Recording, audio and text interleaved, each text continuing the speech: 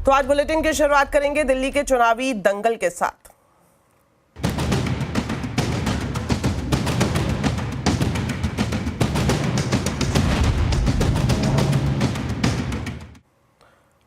तो दिल्ली के चुनावी दंगल में अब मिडिल क्लास की एंट्री हो गई है। आम आदमी पार्टी ने आज एक प्रेस कॉन्फ्रेंस की जिसके जरिए उन्होंने चुनाव में मिडिल क्लास का मुद्दा उठाया। अरविंद केजरीवाल ने मिडिल क्लास को टैक्स टेररिज्म का शिकार बताया। केजरीवाल ने कहा कि मिडिल क्लास सरकार का एटीएम बनकर रह गया है। उन्होंने केंद्र सरकार से मिडिल क्लास के लिए इनकम टैक्स की छूट की सीमा 7 लाख से बढ़ाकर 10 लाख रुपए करने की भी मांग की। आज मैं केंद्र सरकार से 7 डिमांड कर रहा हूं, 7 पॉइंट डिमांड्स मिडिल क्लास की तरफ से। पहला, शिक्षा का बजट 2% से बढ़ा के 10% किया जाए। प्राइवेट स्कूलों की फीस पे लगाम लगाई जाए पूरे देश में। दूसरा, उच्च शिक्षा के लिए, हायर एजुकेशन के लिए सब्सिडी और स्कॉलरशिप्स दी जाएं। तीसरा, हेल्थ का बजट भी बढ़ा के 10% किया जाए और हेल्थ इंश्योरेंस से टैक्स हटाया जाए। चौथा, इनकम टैक्स की छूट की सीमा को 7 लाख से बढ़ा के कम से कम 10 लाख किया जाए।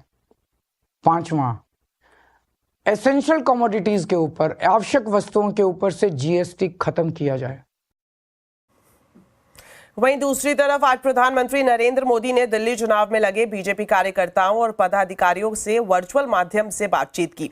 प्रधानमंत्री ने अपने संबोधन में आम आदमी पार्टी पर जमकर निशाना साधा। प्रधानमंत्री ने कहा कि आप डरी हुई है, इसलिए हर दिन एक घोषणा करती है। आप कहती है कि फिर आएंगे, जनता कहती है फिर खाएंगे। आपदा के लोग पूर्वांचल के लोगों से नफरत करते हैं। साथ ही प्रधानमंत्री ने यह भी कहा कि दिल्ली में आप वाले आपदा लाकर बैठे हैं। प्रधानमंत्री का कहना है कि हम मिडिल क्लास को देश की रीढ़ मानते हैं और जबकि आपने मिडिल क्लास को सिर्फ और सिर्फ परेशानियां ही दी हैं।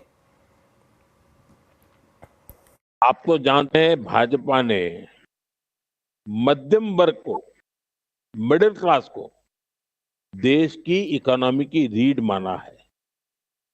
हम मिडिल क्लास की एस्पिरेशंस को समझते हुए शिक्षा से लेकर स्वास्थ्य तक हर आधुनिक सुविधाएं बना रहे हैं। लेकिन ये आप वालों ने आपदा ने दिल्ली में मिडिल क्लास को सिर्फ मुसीबतें ही मुसीबतें दी हैं, समस्याएं ही समस्याएं दी है।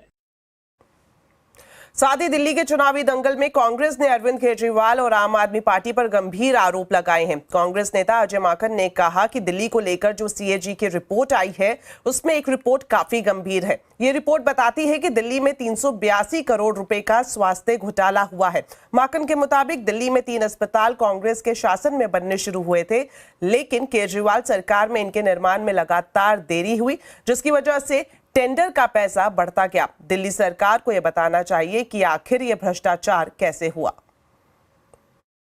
14 सीएजी की रिपोर्ट, एक से एक रिपोर्ट ये कास्टिगेटिंग है। एक से एक रिपोर्ट ऐसी है जो कि इतनी भयानक रिपोर्ट है, एक से एक, जिसमें भ्रष्टाचार के गंभीर आरोप केजरीवाल सरकार के ऊपर लगाए गए। एलजी साहब ने कहा कि केजरीवाल रोक रहे हैं, केजरीवाल कहते हैं कि एलजी रोक रहे हैं, लेकिन फायदा केजरीवाल को हो रहा है रुकने का, क्योंकि वो एक्सपोज हो रहे हैं। तो दिल्ली का चुनावी पारा हाई है, ऐसे में क्या बन रहे हैं समीकरण? आज आवाज अड्डा में इसी पर होगी बड़ी चर्चा शाम 7:57 पर।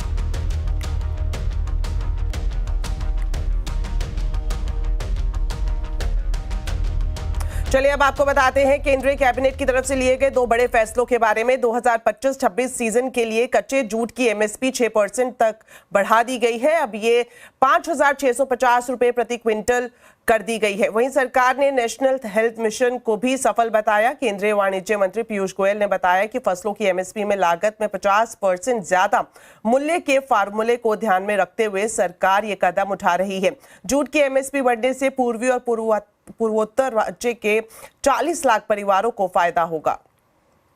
इस वर्ष 2025-26 के सीजन के लिए रॉ जूट की एमएसपी इसी आधार पर लगभग 6% बढ़ाई गई है। अब वो 5,650 रुपए प्रति क्विंटल रहेगी, जो लागत मूल्य से लगभग 67% ज्यादा है। तो कैबिनेट ने आज जो बड़े फैसले लिए हैं उन्हें विस्तार से जानते हैं लक्ष्मण रॉय से, जो हमारे साथ इस वक्त सीधा जुड़ गए हैं। तो लक्ष्मण जी, आपसे जानना चाहेंगे कि आज जो कैबिनेट में 2 बड़े फैसले लिए गए हैं उनकी डिटेल्स क्या हैं? देखिए, कैबिनेट ने जो 2 बड़े फैसले लिए उसमें सबसे महत्वपूर्ण फैसला जूट को लेकर के था। सरकार ने जूट की एमएसपी यानी मिनिमम सपोर्ट प्राइस बढ़ाने का फैसला लिया है। ये बढ़ोतरी करीब 6% की हुई है। ये 5,335 रुपए प्रति क्विंटल से बढ़कर के 5,650 रुपए प्रति क्विंटल की गई है, यानी कुल मिलाकर 315 रुपए प्रति क्विंटल की बढ़ोतरी की गई है। ये रॉ जूट की एमएसपी बढ़ाई गई है। रॉ जूट में भी TD3 कैटेगरी की एमएसपी बढ़ाई गई है, जिसकी सबसे ज्यादा मांग होती है, जिसका सबसे ज्यादा इंडस्ट्री इस्तेमाल करती है। और इस फैसले से 2 महत्वपूर्ण फायदे होंगे। पहला, किसानों को ज्यादा बेहतर कीमत मिल पाएगी, उसकी वजह से किसान ज्यादा उत्पादन कर सकेंगे। दूसरा फायदा यह होगा कि जूट का इस्तेमाल करने वाली कंपनियों को ज्यादा मात्रा में आसानी से जूट मिल पाएगा। दूसरा जो महत्वपूर्ण फैसला लिया गया है वह है कि नेशनल हेल्थ मिशन की उपलब्धियां वहां पे काफी विस्तार से चर्चा की गई, उस पर पूरा एक प्रेजेंटेशन दिया गया और उस उपलब्धियों को कैबिनेट ने स्वीकार कर लिया, जिसके तहत कई सारे महत्वपूर्ण उपलब्धियां यहाँ पे हासिल की गई। जैसे मोर्टेलिटी रेट, जो पूरी दुनिया में जहां 60% की गिरावट देखने को मिली है, भारत में 75% से ज्यादा गिरावट देखने को मिली है।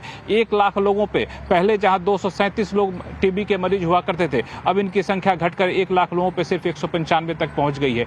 इसी तरह से आयुष्मान आरोग्य मंदिर सेंटर की संख्या 1.72 लाख तक पहुंच गई है। तो इस तरह कई सारी उपलब्धियां गिनाई गई और फिर यह तय किया गया कि आगे इस मिशन को और मजबूती से और ज्यादा व्यापक पैमाने पर लागू किया जाएगा।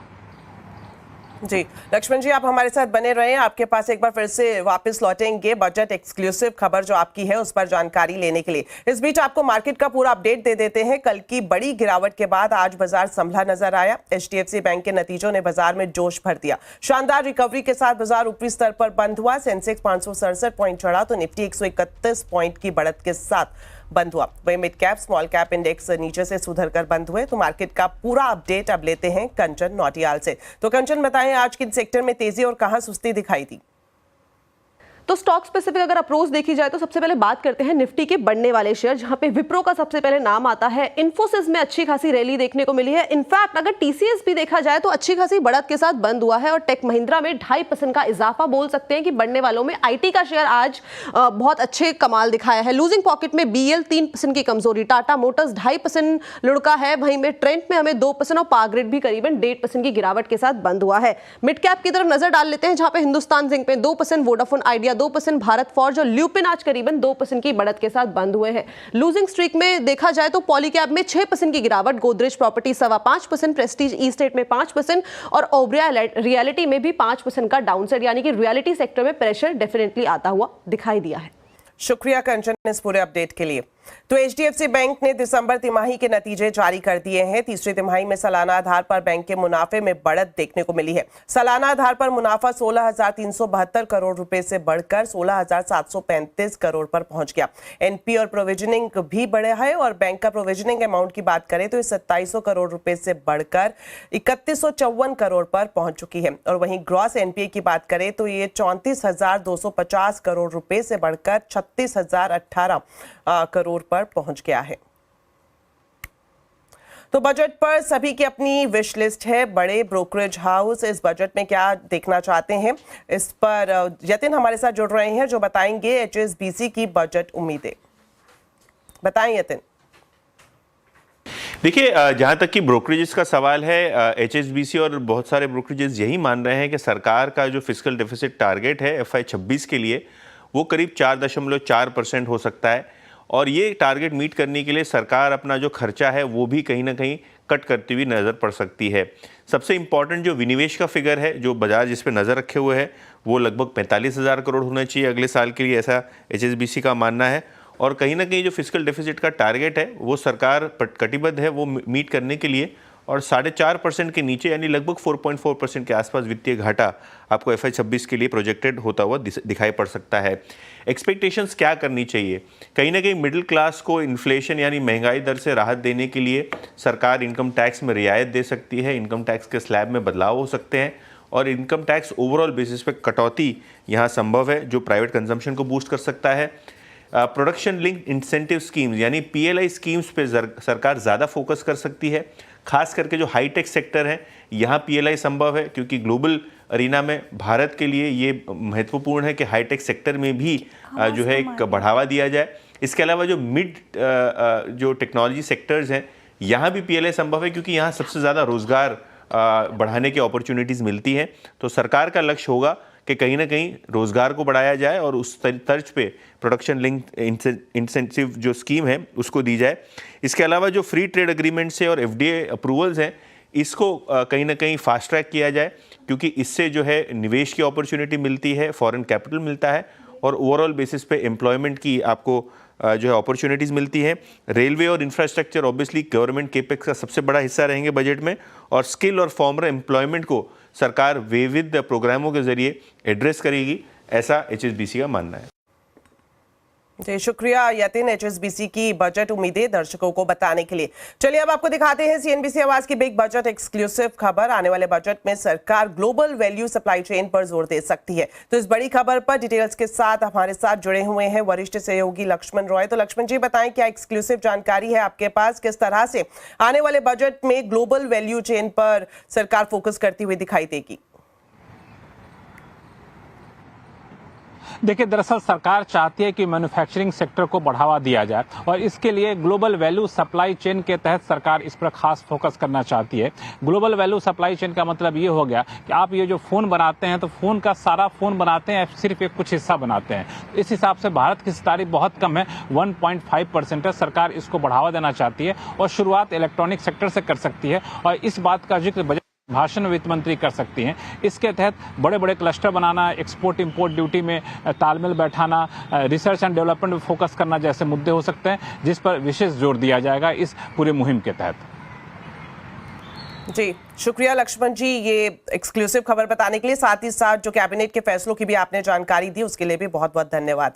चलिए बढ़ते हैं आगे और अब आपको सुनाते हैं हमारे व्यूअर्स क्या चाहते हैं वित्त मंत्री से। उन्होंने हमें कुछ अपनी बजट विश लिस्ट भेजी है, आइए सुनते हैं।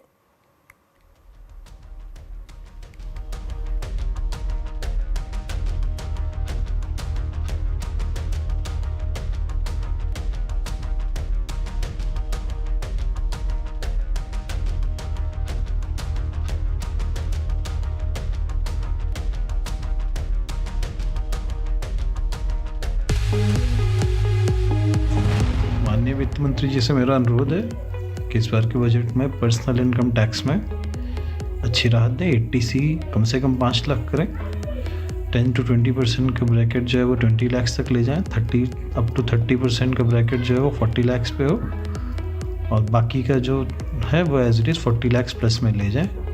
और GST एक्सपेंसिव चीज़ों पे बढ़ाएं, क्योंकि जो लोग टैक्स ब्रैकेट में, पर्सनल टैक्स ब्रैकेट में नहीं है, वो लोग GST पे कर सकें। जैसे कि इंटरनेशनल टिकट्स, फ्लाइट टिकट्स हैं या लग्जरी कार्स हैं, उनमें आप GST बढ़ाएं, जिससे कि वो जो लोग टैक्स ब्रैकेट में नहीं आ रहे हैं लेकिन लग्जरी आइटम्स यूज़ कर रहे हैं वो उसमें शामिल हो सकें। बेस आप उतना ही रखिए स्टार्टिंग, सो दैट लोग जो उसमें हैं वो आ सकें। ज़्यादा से ज़्यादा लोगों को टैक्स ब्रैकेट में ले आइए, जो लोग नॉन कंप्लायंट हैं उनको कंप्लायंट बनाइए और मिडिल क्लास को खर्च करने के लिए पैसे दीजिए, वरना आपकी इकोनॉमी ऐसे ही डोलड्रम में रहेगी। इस बजट में मैं सरकार से ये नहीं कहूँगा कि आप टैक्स कम कर दीजिए, बल्कि मैं कहूँगा कि आप 2 तरह के नए टैक्स को इंट्रोड्यूस कीजिए। पहला होगा सिन टैक्स, और जितनी भी शराब, तंबाकू से बनी हुई चीज़ें, सिगरेट, पान मसाला, इन सब पे कम से कम 500% का सिन टैक्स लगाइए। और दूसरा है फैट टैक्स, जो कि मोटापे से रिलेटेड है, जिसमें जितने भी ये पिज़्ज़ा, बर्गर, ये जितने भी ये लोग बेचते हैं, जितने भी रेस्टोरेंट्स मतलब मोटापे वाला खाना पीना बेचते हैं, उनके ऊपर 100% का टैक्स लगाइए। ये 2 टैक्स लगाइए और जिससे जितना टैक्स आए किसी दूसरे टैक्स में उतना बेनिफिट मिडिल क्लास को दे दीजिए। तो अगर आप भी चाहते हैं कि आपकी बजट विश सीएनबीसी आवाज के जरिए वित्त मंत्री तक पहुंचे तो इसका तरीका काफी आसान है। आपको सिर्फ अपने स्मार्टफोन से 90 सेकंड तक का एक वीडियो बनाना है और बेहतर ये होगा कि वीडियो बनाते वक्त आप अपने स्मार्टफोन को वर्टिकल मोड में रखें और साथ ही साथ HD क्वालिटी को सिलेक्ट करना ना भूलें। और इसके बाद हमें व्हाट्सएप कर सकते हैं। व्हाट्सएप नंबर हमारा है 7045220000 और साथ ही साथ ये भी ध्यान रखें जब आप वीडियो भेज रहे हैं तो अपना नाम, अपने शहर का नाम लिखना ना भूलें। आपको बता दें ये वीडियो सीएनबीसी आवाज के साथ साथ हमारे सभी सोशल मीडिया प्लेटफॉर्म्स यानी कि इंस्टाग्राम, फेसबुक, एक्स और यूट्यूब पर भी पोस्ट किया जाएगा।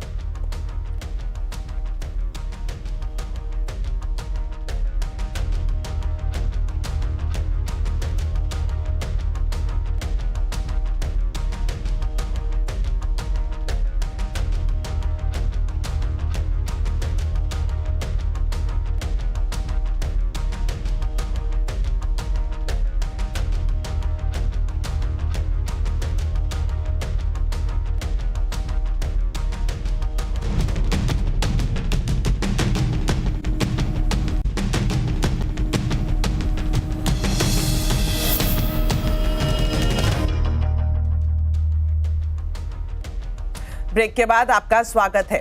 ट्रंप प्रशासन में H-1B वीजा पर सख्ती की आशंकाओं के बीच प्रेसिडेंट डोनाल्ड ट्रंप ने इस प्रोग्राम के प्रति समर्थन जताया है। ट्रंप ने ओरेकल के CTO लैरी एलिसन, सॉफ्टबैंक के CEO मासायोशी सन और ओपन AI के CEO सैम ऑल्टमैन के साथ एक साझा प्रेस कॉन्फ्रेंस में H-1B वीजा पर अपना बैलेंस नजरिया जाहिर किया। ट्रंप ने कहा कि वो वीजा प्रोग्राम के पक्ष और विपक्ष दोनों को पसंद करते हैं। अमेरिका में अच्छे लोगों की जरूरत है और ये H-1B वीजा के तहत होता है।